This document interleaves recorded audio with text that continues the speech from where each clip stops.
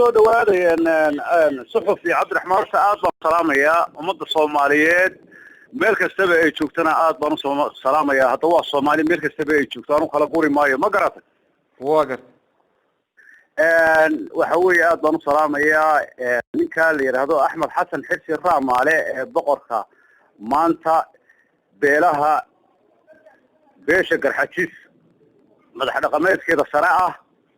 aad baan ugu hambalyeynaya waa inaan taariikhdiisa waa inaanu in badan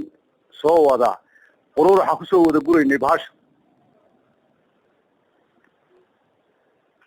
maantana alxamdulillahi rabbil caalamiin hawsheed waan ku guulaysanay aad baan ugu hambalyeynayna wixii nagala soo qayb galay iyo wixii munaasabadaaba joogayba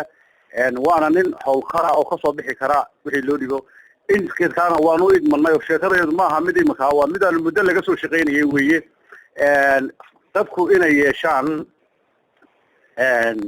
isbedel dhaco waddanka isbedel ka dhaco oo isbedel la sameeyo ayaa loo baahan yahay waxa weeye waa nin codkara waa nin waxa weeye qiimale aniga xaggayga waliba dee walaalkay weeye oo walaalkay oo kale aan oran karaa Axmed Xasan Xirsi Raamaale ma maqlaysaa si fiican waa walaalkay oo kale aan oran karaa ninkaasi waxa weeye waa nin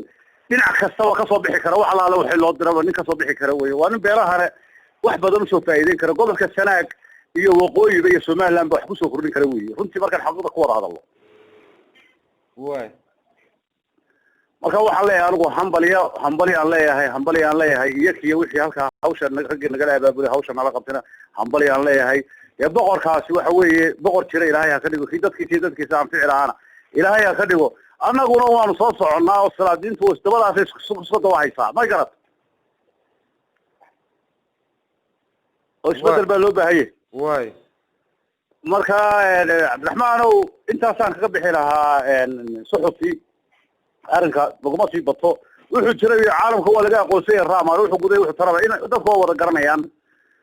ila dadkii Soomaaliyeed hore tan dambe waa la wada garanaya waa nin dhinac walba waa nin marna dhalinyaro ku meteli kara marna tiro ku meteli waa dhinac walba ku wanaagsan ma anu oran karaa